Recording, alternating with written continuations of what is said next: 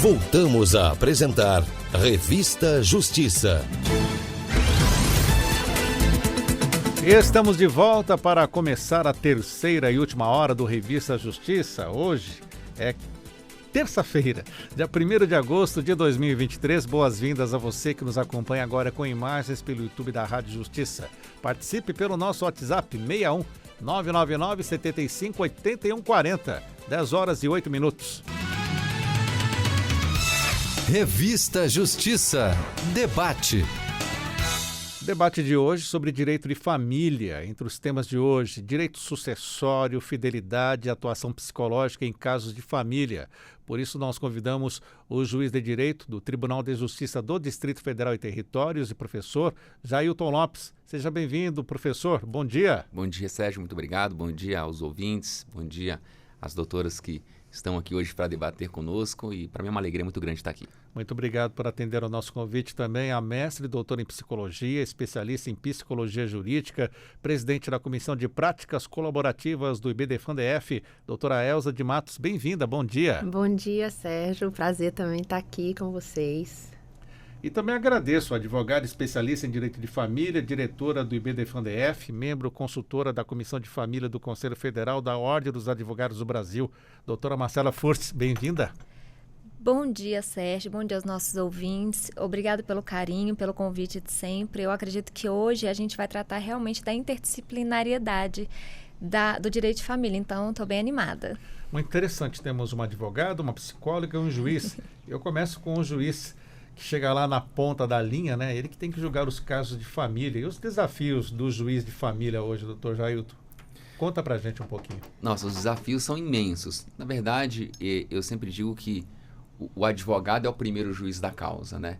Então, quando esse processo chega lá no Poder Judiciário para ser julgado, é importante que o juiz tenha a exata compreensão daquela demanda familiar, e as demandas são múltiplas, e quando o advogado consegue compreender bem aquelas demandas e as pretensões de cada parte, fica tudo muito mais fácil para o juiz. E durante esse caminho chamado processo é que nós também muitas vezes descobrimos novas situações, e a psicologia também entra muito nesse processo, nesse caminhar do processo até a decisão final, porque ao fim e ao cabo a decisão final nada mais é do que uma norma que é construída para aquele caso concreto. E para que seja construída essa norma é preciso realmente uma multidisciplinaridade, como muito bem disse a doutora Marcela, e é um caminho nem sempre muito curto, muitas vezes é um caminho longo, mas para que uma decisão adequada seja proferida, é preciso que o processo se inicie de forma adequada também, de forma adequada. E a psicologia, onde entra nessa questão familiar, já que estamos aí dentro dessa multidisciplinariedade, doutora Elza de Matos?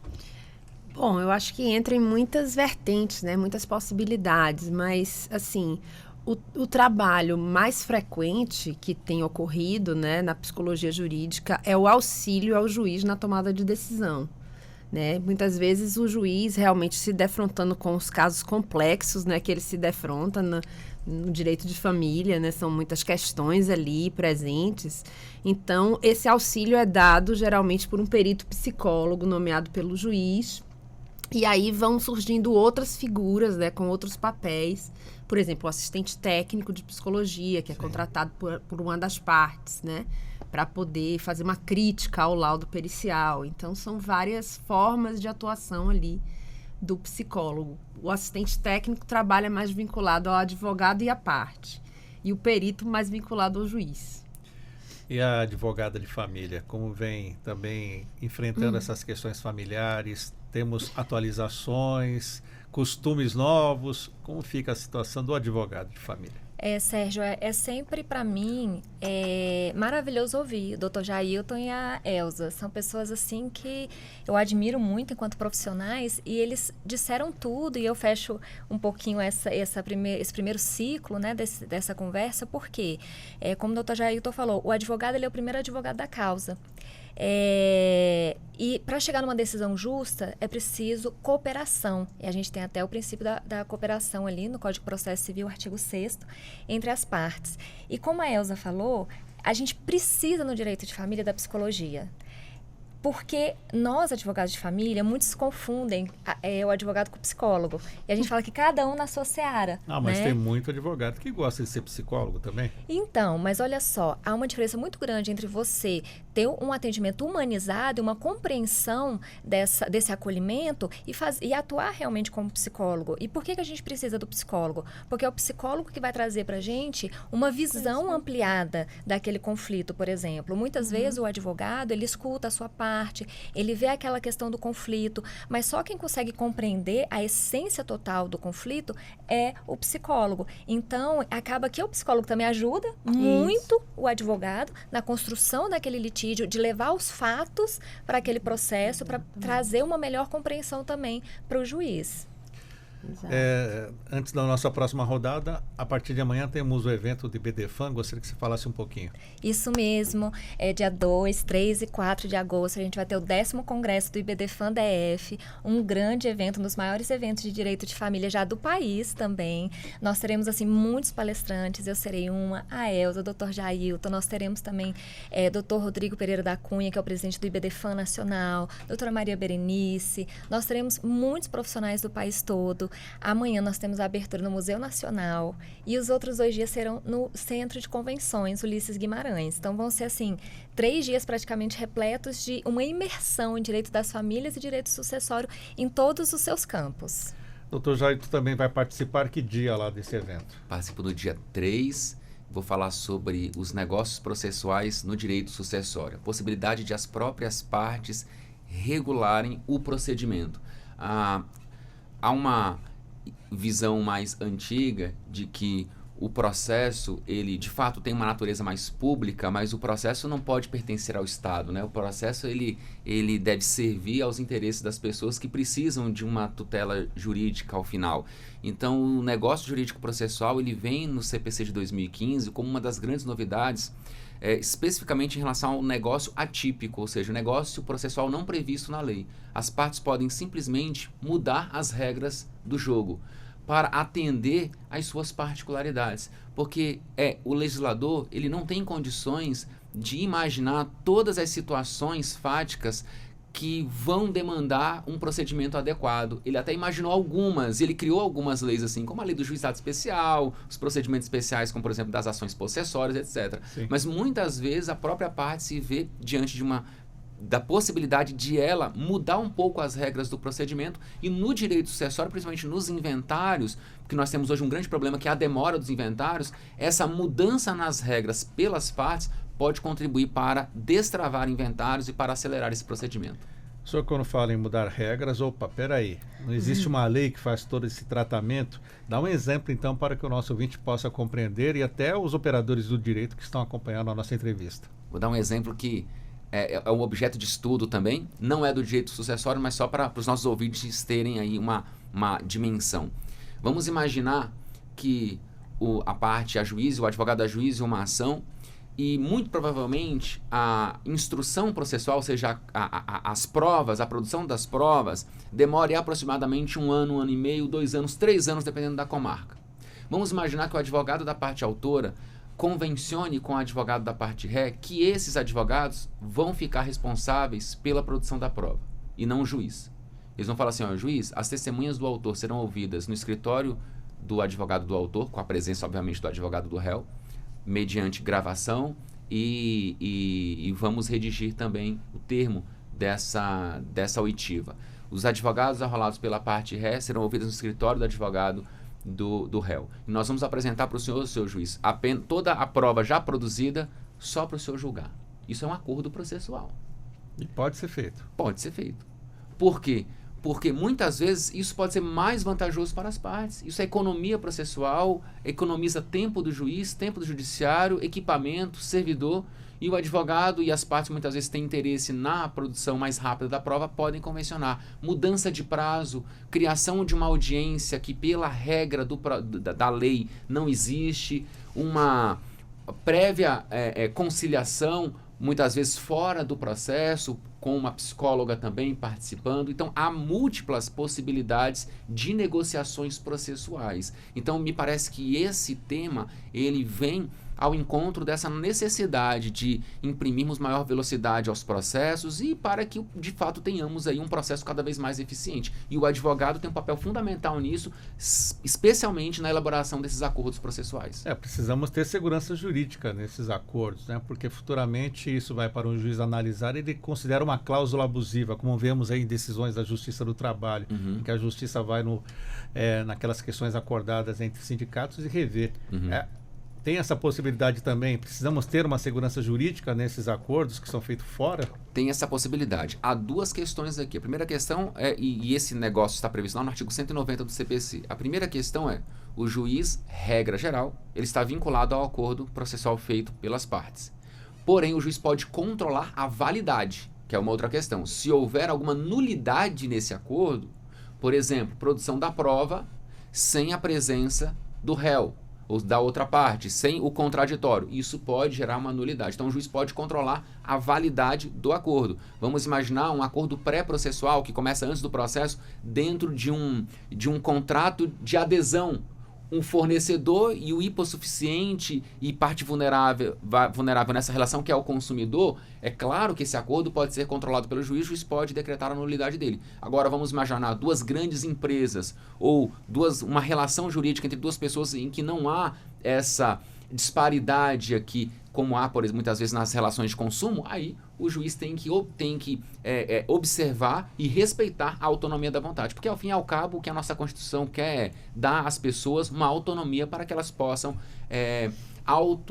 regular suas relações e as suas vontades. Esse será o tema principal da palestra do senhor? Será o tema, e aí com o enfoque no direito sucessório. Como utilizar esses instrumentos de negociação processual para dar maior celeridade ao processo de inventário. Daqui a pouco vamos falar mais. Doutora Elza, e a psicologia, como entra também nesse evento do IBDFAN? O que a senhora vai falar para nós? Pois é, então eu vou abordar essa questão da diferença entre o trabalho do perito e o trabalho do assistente técnico, né? Qual é o papel do perito, que o perito realmente ele é da confiança do juiz, ele é nomeado pelo juiz, ele está ali para auxiliar a tomada de decisão do juiz e ele realiza uma avaliação psicológica das partes, né? Da criança, de todos, né? Um procedimento, vamos dizer assim, um pouco mais complexo, mais estruturado, né? De avaliação psicológica, e depois ele produz um documento, que é o laudo pericial, que vai ser anexado ao processo. O assistente técnico, que atua contratado pela parte, vai analisar esse laudo pericial. Antes, na verdade, ele vai fazer uma aquisitação, que a gente chama, né, umas perguntas direcionadas ao perito, e depois que o perito produz o laudo, o assistente técnico vai fazer uma análise daquele laudo e promover um contraditório ali através de um parecer técnico especializado. Mas voltando aqui um pouquinho àquela situação que a Marcela falou, só para complementar um pouquinho, né? Então, o nosso papel é um papel especializado, na verdade, né? A escuta, realmente, Marcela falou muito bem essa questão, a gente vê que as partes, elas querem muito, muito, muito ser escutadas, inclusive pelo juiz, né? Ficam ansiosas por uma audiência. Até a criança, hoje em dia, quer falar com o juiz, né, doutor? É verdade. A doutor diz assim, a criança diz assim, eu quero falar com o juiz. Só que a criança, na verdade, vai ser ouvida pelo perito, né? Ela vai ser ouvida pelo psicólogo, né? Pelo servidor, às vezes, psicólogo, né? Auxiliar judiciário lá, acho que é assistente, não sei, judiciário. E por que não pode pelo juiz? Justamente, não é? Justamente. Por que não pode? Primeiro, porque nós, psicólogos, é que temos o conhecimento especializado na área de escuta psicológica. E a criança necessita, sobretudo a criança que é vulnerável, né? Precisa de uma forma de escutar que é muito mais, não só humanizada, não é? Mas é técnica realmente, né? A gente passa muitos anos estudando isso. Então, realmente, o juiz, ele não tem esse preparo, né? Normalmente, ele não tem esse preparo e a forma do juiz perguntar é muito mais adequada ao direito, né? Digamos assim, procedimento jurídico propriamente. Nós temos uma forma de perguntar, de lidar com a criança, de fazer ela se expressar, porque às vezes a criança não consegue nem falar direito, vai se expressar por outras formas de expressão, né? Sim. Desenho, né? Outras formas, assim, brincar, pelo brincar. E através dessa escuta mais ampla, né? O ambiente também é preparado, O ambiente não é no mesmo preparado, não é no mesmo lugar. Então, é uma escuta mais técnica, mais especializada, que o juiz muitas vezes não pode fazer, né? Não tem aquela qualificação necessária para fazer. E a senhora vai discorrer justamente sobre essas diferenças. Vou falar sobre essas diferenças de atuação, principalmente entre o psicólogo perito e o assistente técnico, mas também abordando essa questão. Há conflitos entre esses dois profissionais? Não há conflitos abertos, não é? Não há conflitos porque qual é o caminho a seguir, né? Você vai interagir por meio das peças processuais, né? Muitas vezes existe, sim, uma reunião técnica entre o perito e o assistente técnico, mas isso aí é tudo muito, digamos assim, amigável, da mesma forma que os advogados lidam, né? Os advogados das partes contrárias, na verdade o perito, ele é neutro, ele não está ali por nenhuma parte, então a gente vai fazer uma reunião técnica para esclarecimentos, quando é possível fazer isso, mas às vezes pelo próprio tempo que o perito tem para produzir o laudo, fica difícil, né? Eu também atuo como perita, então eu sei disso, que não é muito fácil a gente encontrar o tempo, porque é tudo muito corrido, às vezes são muitas informações para a gente analisar como perito, então não dá tempo para a gente fazer uma reunião. Aí o advogado pressiona, o juiz pressiona, como que é a realidade? O juiz determina, né, um tempo, um prazo para o perito fazer o trabalho dele, né, tanto da avaliação psicológica como da produção do documento. Em geral, o advogado vai aguardar aquele período, né, e se o perito achar que ele precisa de mais tempo, ele vai solicitar ao juiz e o juiz vai dizer se ele pode ou não ter mais esse tempo. Mas geralmente a senhora já atuou com o doutor Jailton, não? Ele não, é bonzinho? Não. Ainda não atuei com ele, não tive esse prazer. Doutora Marcela Furst, a senhora vai trazer um tema bem polêmico, acredito que seja, a fidelidade. Por que tratar da fidelidade? Olha, Sérgio, eu tratei do tema com tanto carinho. Eu fiz um estudo aprofundado porque a ideia é trazer reflexões sobre se existe essa tal fidelidade, se ela existe de fato, né? A construção sociológica, cultural e estrutural que decorreu de uma legislação que quis debater essa questão da fidelidade, né? Então, eu falo de passado, trago atualidades e trago uma reflexão para o futuro, porque para a gente poder refletir sobre o futuro, a gente tem que pensar no presente, mas principalmente entender o passado. E aí eu aprofundei uma leitura de textos de mulheres, porque se a gente for pegar aqueles livros antigos, inclusive de história do direito, que são escritos por homens, na verdade, a visão é totalmente masculina e patriarcal. Então, eu trago uma construção da visão feminina com relação à fidelidade. Porque, na realidade, a fidelidade, durante os anos, só existe para o homem, só para a mulher, na verdade, né? Nós temos inúmeros casos e realidades de que o homem trai, a mulher perdoa, a mulher aceita o filho fora do casamento. E, em contrapartida, quando é o contrário, a mulher ela é mal falada, ou pode ocorrer violência doméstica e chegar até o feminicídio, Sérgio. Então, na verdade, a construção social feita em cima da fidelidade, que trouxe, na verdade, também que a gente tem que tratar do papel da mulher na família, na sociedade, nos espaços públicos, nos ambientes de trabalho, nas questões políticas. Então, eu faço essa construção e trago essa reflexão.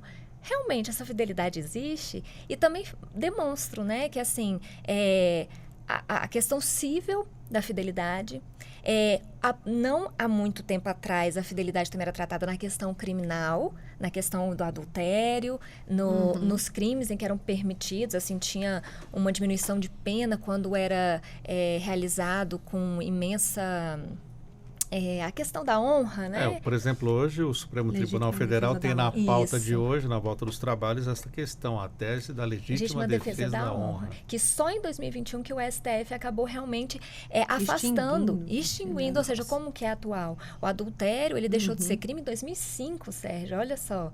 Então, assim, e hoje a gente discute, então, a questão da reparação civil. Existe? Não existe? Em que casos que pode existir? E o Dr. Jailton, na fala dele, que é muito forte, muito importante, ele traz o cerne do direito de família, que é o quê? Cada caso é um caso. Eu sempre costumo dizer, eu gosto muito de falar sobre isso, que as leis regem a sociedade, mas no direito de família, a gente vê que, na verdade, os comportamentos sociais acabam regendo a interpretação jurídica e a legislação. A legislação do direito de família teve uma evolução muito grande ao longo dos anos, exatamente com base no comportamento social, como relacionamento homoafetivo, guarda compartilhada, alienação parental. Então, acaba que a gente tem uma lei, a gente tem aquelas regras, mas aplicar realmente a cada caso a sua especificidade, trazer até entendimentos, interpretações diferenciadas para cada caso, é o que afasta o preterimento de direitos. É bem profundo, né, doutor Jailton? Eu fico imaginando o senhor como um juiz, o que mais deixa os ânimos exaltados? É uma disputa pela guarda ou é a questão sucessória? Olha, eu acredito, assim, como a doutora Marcela disse, né? Cada caso é um caso, mas de uma forma geral, quando envolve filho, eu acho que fica mais delicado. E acho que no início nós tocamos num ponto que é muito importante, a doutora Elza disse muito bem, a doutora Marcela também, que elas falaram muito em conflitos, né? E é preciso distinguir o litígio do conflito. Porque o juiz muitas vezes julga um litígio judicial, uma demanda. Mas essa decisão do juiz, ela não resolve o conflito. Porque muitas vezes sequer o conflito é apresentado para o juiz. Só quem sabe, só quem conhece o conflito é a família. Então, existe um conflito que nasce no seio familiar, que vai gerar um litígio judicial e uma demanda. Essa demanda chega para o juiz julga com base em documentos que estão à sua frente. Frios. Só que é só uma simples folha de papel. E eu costumo dizer isso nas audiências. Quando eu presido uma audiência de família, eu sempre digo isso para as partes. E graças a Deus a gente tem tido bons acordos justamente por isso, porque as partes muitas vezes conseguem compreender. Falam assim, olha, não adianta nada, eu vou decidir aqui, não conheço a senhora, não conheço o senhor, vou decidir para os senhores, vai ser só uma folha de papel, porque o conflito ele vai permanecer. Então, se os senhores não fizerem um processo reflexivo para poder compreender, e aí a doutora Marcela falando bem, compreender o quê? O passado, entender como vocês estão hoje e o que vocês querem para o futuro. Decisão nenhuma vai resolver o problema de vocês. Então, e por isso que o advogado é o primeiro juiz da causa, quando ele consegue compreender muito bem o conflito, ele consegue preparar as partes, material e emocionalmente, para levar para um processo judicial, e muitas vezes na audiência é que as partes que estavam afastadas há anos se reencontram, e aí aquele sentimento volta e as memórias elas vão revivendo, digamos assim, e aí muitas vezes o conflito ou ele potencializa, né? Ou então as emoções ou com talvez uma boa conversa as partes podem conseguir entender aquele conflito e talvez encontrar uma solução mais, digamos assim, menos dolorida, porque a dor pode ficar e aí o tempo vai cicatrizar. Mas quando envolve criança e adolescente, é onde nós vamos visualizar talvez assim um conflito ainda maior, e infelizmente alguns pais não entendem que a criança tem a vida própria, ela precisa ser pensada como um ser em desenvolvimento. Quando o pai ou a mãe olha para a criança e encontra um objeto e quer disputar posse, esse é o pior cenário que nós temos na justiça. Eu não Sérgio, tenho, pois não. Desculpa interromper, mas é porque isso que o Dr. Jailton falou é exatamente quando a gente fala, por exemplo, do divórcio, ok, o divórcio foi resolvido, o divórcio judicial, mas e o divórcio emocional? Ele demora muito mais para ser resolvido. Muitas vezes aquele processo ele foi resolvido, e eu digo uma coisa, por experiência, às vezes, as partes, tá bom, vai cedendo, tá bom, vamos fazer assim só para resolver, eu quero resolver assim logo, de qualquer jeito. 3, 2, 4 anos depois explode tudo, porque na verdade verdade, o problema não foi resolvido. Isso. O divórcio emocional não foi resolvido. Aí a questão das crianças que vão crescendo e vão mudando, né? Comportamento, vida social também, acaba trazendo divergências. Então, aquela pessoa que... Nós temos dois polos. Uma pessoa que cedeu demais, uma pessoa que aí ela se empoderou demais pela outra ceder, e aí quando a outra para de ceder, ela começa a ficar perturbada, falando assim, não é assim, tem que mudar, não é dessa forma, aí o outro ele se irrita por causa disso, então aí se instaura novamente o litígio. É como eu sempre falo muito, né, que é a questão do direito sistêmico, é você ver o conflito por trás, o que realmente tem por trás. E a postura do advogado é realmente quando o cliente ele vem com muita emoção, com muita raiva, eu quero acabar com a vida dele, os meninos são meus, os filhos são meus, sempre fui eu que criei, sempre fui eu que fiz tudo, então eles têm que ficar comigo. Você tem que refletir, conversar com esse cliente, assim, como que foi esse relacionamento? Como é que foi o encerramento desse relacionamento? Eu sempre indico, faz terapia. Vamos fazer terapia, vamos levar as crianças para fazer terapia, porque senão a gente resolve o processo, mas não resolve o problema. E não tem como, né, não chegar nesse assunto e falar de filhos e alienação parental, né, doutora? Como a senhora vem acompanhando tentativas de até revogarem a lei. Acredito que o IBDFAN vai tratar disso também. E a senhora, como a senhora vê essas questões de alienação parental, esse jogo, né, conflito, foi dito pelo Dr. Jailton entre os pais e os filhos, né, trazidas aí. Eu acho que foram muito importantes as colocações. Eu acho que a gente tem que realmente refletir sobre que a questão é colocar o foco nos filhos. É muito difícil de fazer isso, né? Colocar o foco no sentido de olhar para as necessidades daquela criança e compreender também, não só essas necessidades, mas que em cada período do desenvolvimento da criança, ela vai ter necessidades específicas, né? Então, assim, isso é muito difícil de ser feito nesse momento da transição da separação ou divórcio, né? Que as pessoas estão muito movidas emocionalmente, às vezes pela raiva, como você me disse, né? Falando aí, eu estou vendo aqui na minha frente situações, né? Que são realmente... A pessoa, às vezes, está muito mobilizada emocionalmente e... não são boas decisões que são tomadas nesse período, né? Quando a pessoa está tão mobilizada assim... as decisões que são tomadas ali são muito influenciadas por essas emoções. E a forma como a pessoa vai também transmitir isso para os filhos, né? Até o próprio momento de falar para os filhos sobre o que está acontecendo com aquela família, né? Digamos, está havendo uma separação, seu pai e sua mãe não vão mais morar juntos, seu pai e sua mãe vão se divorciar, a gente vai agora, cada um vai morar na casa separada. Tudo isso, até falar sobre isso, né? Pode interferir de uma maneira muito negativa na vida dos filhos, né? Muitas vezes os pais, sem querer, por estarem mobilizados, como eu falei, emocionalmente, passam muitos detalhes para os filhos, tanto jurídicos, né, tanto judiciais de processos, como das relações íntimas do casal, por exemplo, para os filhos que... Na verdade, não é uma coisa, né, adequada a ser feita. Mas acontece, né? Muito, acontece muito, muito. Nesse momento, assim, que eu digo de emoção, a flor da pele, né? Ofensas entre os pais, ofensas, né? Entre os pais. As pessoas justamente se desqualificam mutuamente porque querem promover esse distanciamento, né, do outro. Aí precisa ficar expondo essa raiva. E essa raiva é transmitida para a criança. E a criança, ela vai, vamos dizer assim, absorvendo aquilo. Muitas vezes, a gente tem que entender também, por exemplo, que esse movimento, essa dinâmica assim, um pouco negativa, né? No momento da separação e do divórcio, ela é comum, não é? Ela não é uma coisa assim que você vai esperar diferente de acontecer. Agora, tudo tem que ser feito um pouco com cuidado para ver como é que isso realmente vai impactar na criança. E aí, dificilmente, o adulto que está vivendo essas emoções todas tem essa clareza, né, de que aquilo vai impactar nos filhos.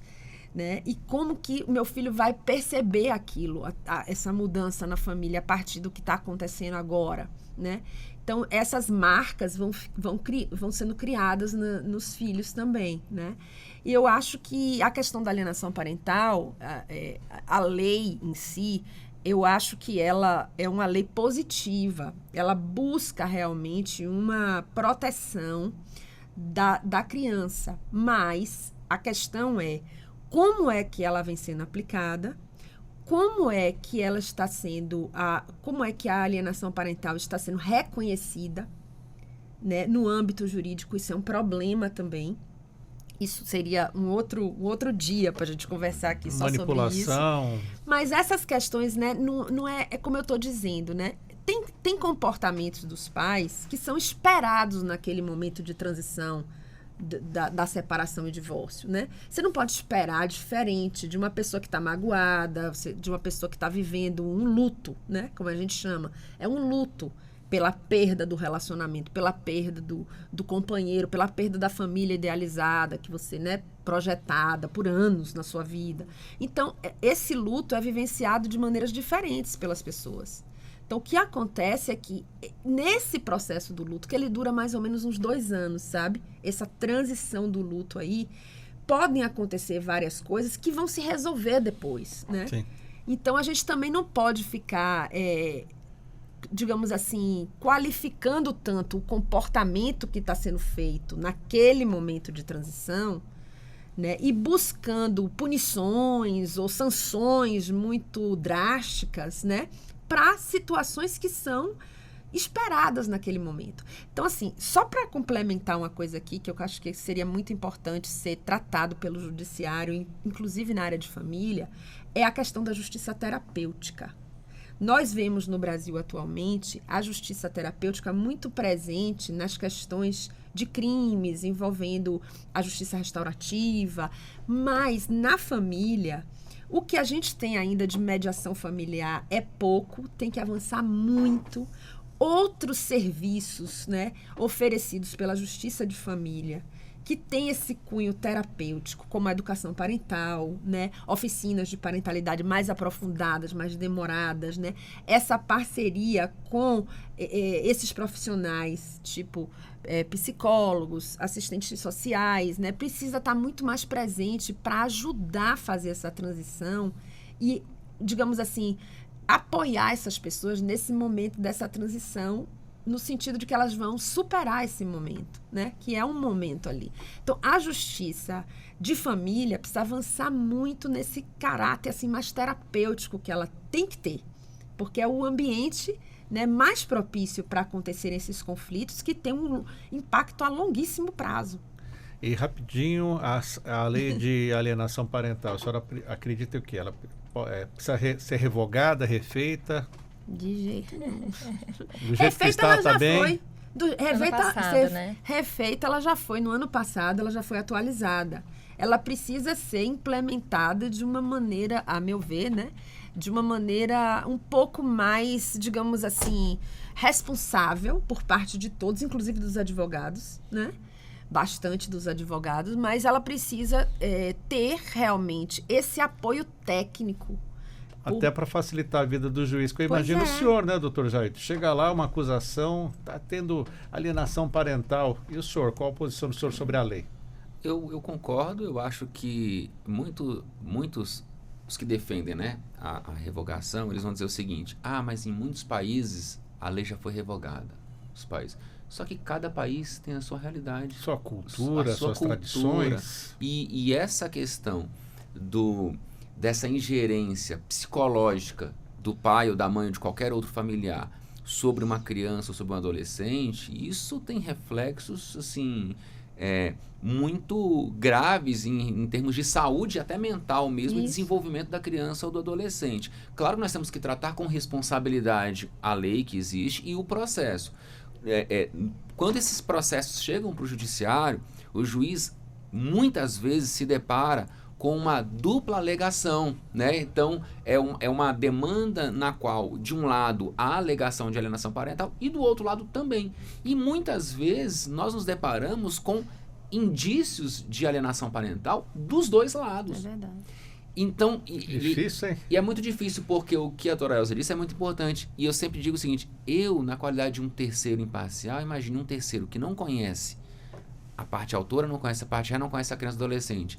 Eu vou dizer com quem essa criança tem que ficar e com quem ela vai conviver, e o período. As partes precisam se tratar. para que elas consigam resolver esse conflito. Claro que o Poder Judiciário tem que ser assim, a última rácio, né? A última saída ali para um terceiro, então, tentar definir de alguma forma, e por mais justo que o juiz procura ser, ele vai desagradar alguém e vai desagradar muito, principalmente quando envolve, né, criança ou adolescente, que aí tem o amor, tem o afeto, tem o carinho, tem as projeções familiares que se muitas vezes que as pessoas fazem. É muito delicado. Imagino também um assistente, né, nessa situação para identificar uma manipulação dessa alienação parental, né, doutora? Geralmente, como assistente técnico, o que é que acontece? Eu sou muito consultada pelo advogado, né, os advogados, né, para poder identificar se ali realmente tem uma alienação parental ou é uma alegação vazia. Antes até do advogado pegar a causa. Às vezes o cliente chega lá e diz, tá acontecendo isso. Aí o advogado diz, peraí, eu quero que essa assistente minha aqui, né, vamos dizer, né, uma pessoa que trabalha comigo, trabalha em parceria comigo, que é uma assistente técnica, atua como assistente técnica, vai conversar com você, vai ver a situação um pouco. Então, a gente vai também entrar ali para dizer, bom, isso aqui realmente tem um pouco de fundamento, a pessoa realmente tem indícios aqui de que algo está acontecendo mesmo, no sentido de uma alienação, no sentido de que eu particularmente, Elza, eu não gosto de considerar apenas os atos de alienação parental. Apesar da lei falar em atos de alienação parental, a gente tem que considerar uma dinâmica familiar, e um dos primeiros indícios que tem que ser considerado é como a criança está reagindo. Eu acho que o foco tem sempre que estar na criança, né? Qual é a reação daquela criança? A criança está rejeitando o pai ou a mãe ou alguém da família, né? A criança tá com dificuldade de convivência. Por que está acontecendo aquilo? Sim. Acho que a gente tem que puxar por aí, entende? E o juiz também faz esse pedido de apoio para um assistente psicológica, uma análise psicológica? Aí que entra o papel do perito, né? Então, muitas vezes o advogado já tem o seu assistente, que, como a doutora disse, tem a parceria com o advogado, e é esse profissional, muitas vezes, que vai dar subsídios ali para o advogado poder ajuizar a ação e até defender uma tese em juízo em relação às consequências daquele ato, que pode ser até mesmo, em alguns casos, de suspensão ali do poder familiar ou de algum contato mais próximo, ou uma visita assistida, uma convivência assistida. Mas o fato é que quando esse processo chega, na grande maioria das vezes, nós temos a necessidade de deferir uma prova pericial, que é quando um perito nomeado pelo juiz vai conhecer também a dinâmica familiar, tanto do lar paterno quanto do lar materno, ou paterno, materno, conforme o desenho familiar, para conhecer essa dinâmica e identificar aquelas reações, né, da criança ou do adolescente. E, em alguns casos, até mesmo fazer a oitiva dessa criança ou desse adolescente. Aí, como já muito bem foi explicado aqui, um depoimento sem dano, que nós chamamos, um depoimento especial, que de fato tem que ser por meio de um profissional. E só para voltar naquele assunto, e por quê? Porque, como a doutora disse, o juiz, como ele não tem um conhecimento técnico, muitas vezes a pergunta que o juiz formula, ou o promotor, o defensor, revitimiza a criança, adolescente. E eu tive um caso que, na verdade, pelo contrário, foi uma vítima de violência doméstica maior. E ela falou, eu quero o depoimento especial. E aí eu deferi o depoimento o depoimento especial naquela situação, e o desenho da audiência era muito interessante. Por quê? Porque era uma vítima de violência, uma vítima de violência doméstica, mas era violência sexual. Uhum. E a audiência era composta por um juiz homem, eu, um promotor homem, Olha. e o advogado homem. Uhum. Só tinha homem na sala de audiência. Uhum. E queriam que eu ouvisse aquela vítima na audiência. Uhum. Constrangedor. Absolutamente constrangedor, revitimização. Então, também, muitas vezes, para um maior de idade, uma mulher, nesse caso era a vítima, foi deferido o depoimento especial também, para que um profissional pudesse, de fato, reformular as perguntas. Porque nós formulamos as perguntas, escrevemos, e a profissional pega aquela pergunta e ela reformula dentro de uma linguagem adequada, um comportamento em um ambiente adequado para aquela pessoa. E é muito interessante Pois não, doutora isso. Marcela? Realmente é muito interessante, Sérgio, porque isso é a possibilidade pelo estado de vulnerabilidade dessa mulher que se encontra em situação de violência doméstica, né? E olha só, porque muitas vezes a gente sabe de inúmeros casos das mulheres que elas não entendem, elas não sabem que elas estão numa situação de violência, elas demoram a entender. Então, muitas vezes um depoimento pessoal simples, que ela inclusive assim, muito questionada, mas era assim mesmo? Você tem certeza? Mas foi dessa forma? Ela acaba se sentindo numa pressão de um jeito de se questionar e falar assim, não sei, será que foi assim? Porque ficam naquela condicionante, né? Que se a pessoa contar a mesma história 10 vezes, ela não está mentindo. Exatamente. E outra coisa, por exemplo, uma violência sexual que é cometida por um parceiro regular, ou um marido, né? Ou uma mulher, enfim, duas pessoas que estão vivendo juntas, maritalmente ali, né? Tem uma relação conjugal, vamos dizer, às vezes não é considerada como violência. É muito difícil você perceber, como Marcela disse, né? Não é só a violência psicológica que tem essa nuance, que é sutil, mas às vezes uma violência sexual que ela é cometida no ambiente do casamento, né? Numa relação conjugal, ela também não é percebida muitas vezes como violência. É sutil a história.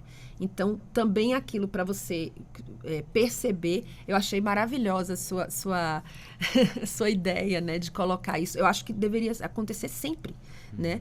A vítima deveria ter sempre esse espaço, dessa possibilidade até dela escolher.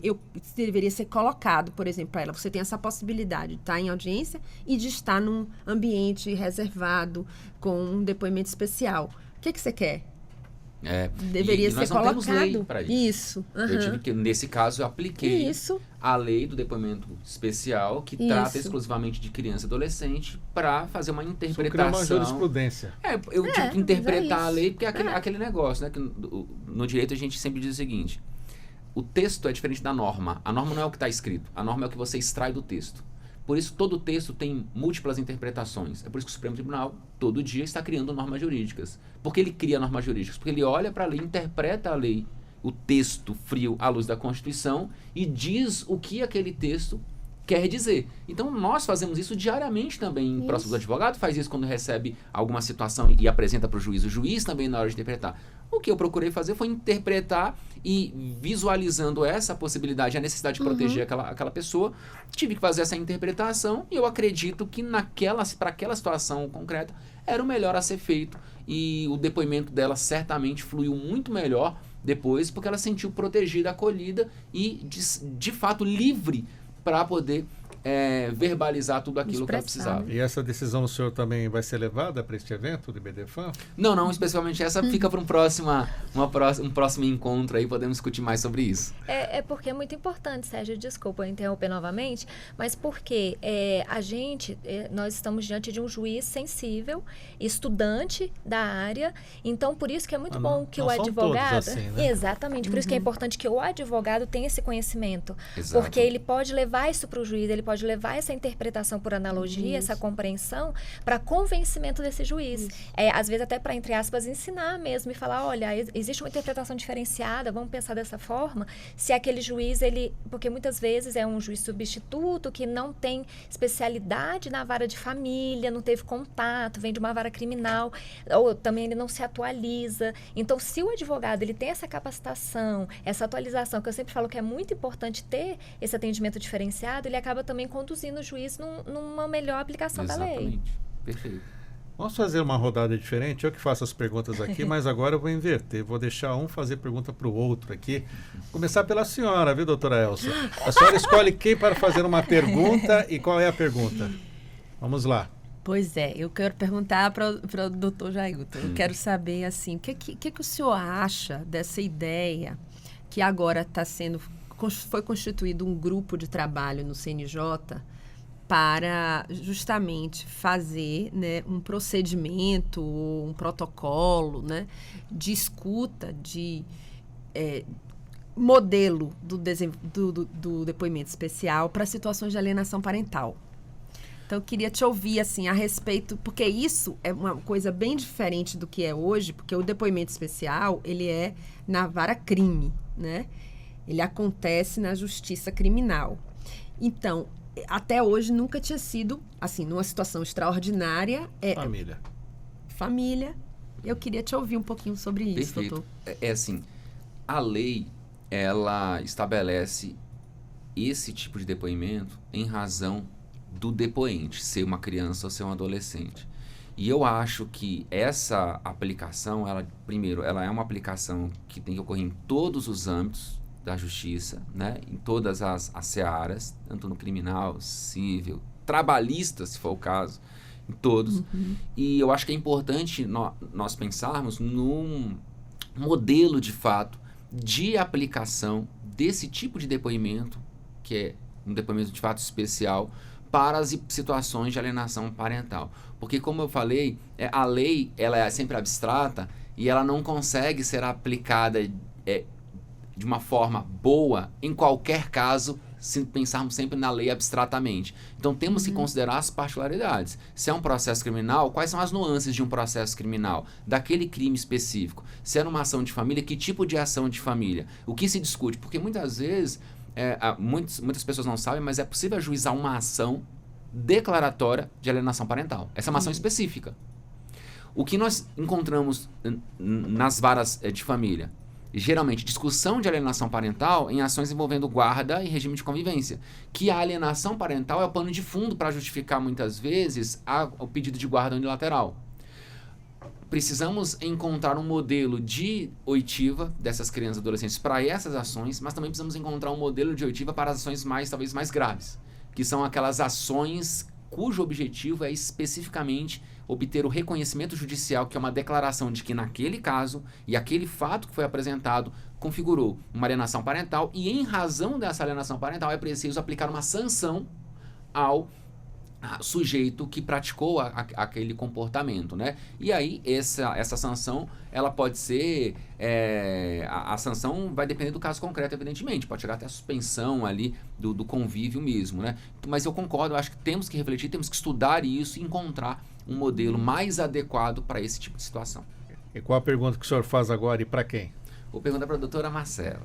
Doutora Marcela, eu quero saber o seguinte: qual a sua opinião sobre nós sabemos que uma lei importante nós temos também é a lei de alimentos gravídicos, né? E é possível que ao final do processo, embora o juiz defira, né, os alimentos ali provisórios, e mesmo depois dos alimentos gravídicos, é possível que ao final se descubra que aquela criança não é filha biológica daquele suposto pai. Mas não tem como rever isso, né? Não tem como rever. Mas a senhora acha que é possível, por exemplo, identificado o pai verdadeiro, aquele que pagou os alimentos, cobrar uma espécie de reparação daquele que deveria pagar os alimentos? Porque isso é uma questão que está surgindo muito hoje em dia e nós não temos lei para isso, a jurisprudência ainda é tímida, porque não são situações que muitas vezes os advogados levam à justiça. Então eu gostaria de saber a sua opinião, se a senhora acha viável também esse tipo de demanda para uma espécie de reparação dos danos daquele que teve que pagar alimentos contra o verdadeiro pai biológico. Olha que interessante. Aí eu aplico o entendimento da ação de regresso. É como perfeito. se fosse, né? Muito interessante, assim, porque na verdade, realmente, Sérgio, como você falou, não existe essa devolução, né? Essa restituição desses alimentos. E aí a gente tem que ver cada caso também, porque se muitas vezes aquela mulher não agiu de má fé, Perfeito. em que ela tinha conhecimento, ela já sabia quem era o pai, na verdade, mas optou por escolher, entre aspas, outro, muitas vezes por uma questão financeira maior mesmo, né? Então a gente tem que ver primeiro se há alguma simulação, se há a má fé. A boa fé, ela é sempre presumida, a má fé ela tem que ser comprovada, então precisa de muita prova, que eu acho que muito difícil nesse caso, mas pode existir, né? Algumas trocas de mensagens, um relacionamento, enfim.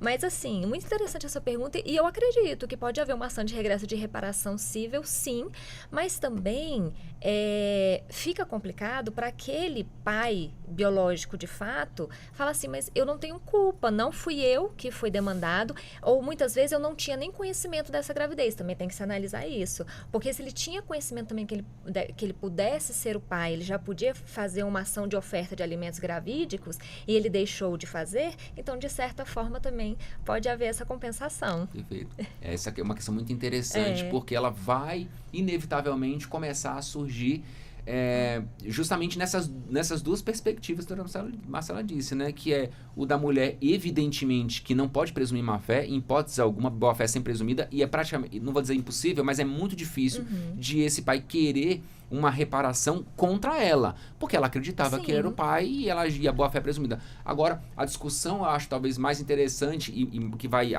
se apresentar com uma intensidade maior é a do, de fato, o verdadeiro pai que não sabia, mas ao mesmo tempo pode ter havido um enriquecimento ilícito, já que ele não gastou nada e o outro que gastou. Então, são as questões do direito de família. Vamos aguardar que acontecem, também. Né? Doutora Marcela, temos 3 minutos para pergunta e resposta. Para quem é a pergunta? Bom, vou perguntar para a Elza, né? Assim, se ela acredita que os conflitos familiares, eles podem ser evitados. Assim, se na realidade prática mesmo, a gente sabe assim que no encerramento de um relacionamento, muitas vezes depende do motivo, é claro, mas se existe realmente formas, né, de se evitar um conflito maior quando essa família sabe que esse relacionamento está acabando e que vai ou não ter que entrar com uma ação judicial. Bom, eu acho que o conflito faz parte da vida, né? Eu acho que o conflito faz parte da vida. O problema é como a gente lida com o conflito, né? Então, não é para encarar negativamente. O conflito é uma oportunidade de mudança, uma oportunidade de transformação de relações, às vezes, que estão muito desgastadas. Mas eu acho que nessa situação específica que você está perguntando, por exemplo, seria interessante que as pessoas tivessem realmente uma possibilidade de discutir algumas coisas antes de entrar na justiça. Então, por exemplo, rapidinho aqui, essa questão da justiça terapêutica que eu estava falando, existem países em que existe um núcleo ali de atendimento da família em que as pessoas se dirigem àquele núcleo, né? Um núcleo que você vai ter ali multiportas, vamos dizer. Em algumas situações você vai passar por uma mediação, em algumas situações você vai passar por uma terapia, né? Terapia familiar. Em outras situações você vai para o judiciário, né?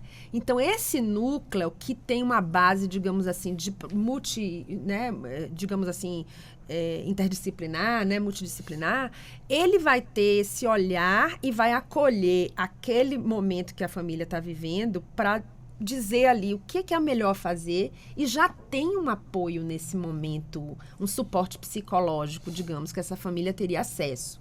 Eu acredito que a justiça deveria ser assim, né? Só há justiça se houver uma coisa assim. É a forma como eu penso, entendeu? Então, eu acho que não se pode pensar, né, que vai evitar o conflito. Não. A gente pode evitar realmente que ele se agrave, que ele se torne um conflito destrutivo entre as pessoas. E eu acredito que o processo judicial, às vezes, promove esse conflito, esse acirramento do conflito. Muito bem. 11 horas aqui em Brasília. Nosso tema é bem interessante, passou rápido a nossa conversa. Quero agradecer aos nossos convidados hoje, falando sobre o direito de família. Quero começar agradecendo ao juiz de direito do TJDFT, professor Jailton Lopes. Professor, obrigado por estar conosco e pode falar um pouco também do seu Instagram. Muito obrigado, Sérgio. Para mim foi uma alegria participar desse bate-papo aqui, um debate muito rico, e fico à disposição também, espero retornar em breve. E no Instagram eu tô lá todo dia postando dicas jurídicas para advogados, não advogados, juiz, promotor, para quem quiser aprender um pouco mais sobre essas nuances do direito das famílias, sucessões e processo civil, @prof.jailtonlopes. Muito obrigado por estar conosco. Obrigado. Agradeço também a mestre, doutora em psicologia, especialista em psicologia jurídica, presidente da Comissão de Práticas Colaborativas do BDFAN-DF, doutora Elza de Matos. Obrigado por estar conosco. Tem Instagram também? Tenho sim, @elsamatos.pc, Elza com S, Matos com 2 T's. .psi. Eu também dou algumas dicas, né? Meu Instagram não é exclusivamente profissional, então também tem coisas da minha família, não é público. Mas, enfim, eu aceito muitos advogados, converso com muitos advogados também através do Instagram.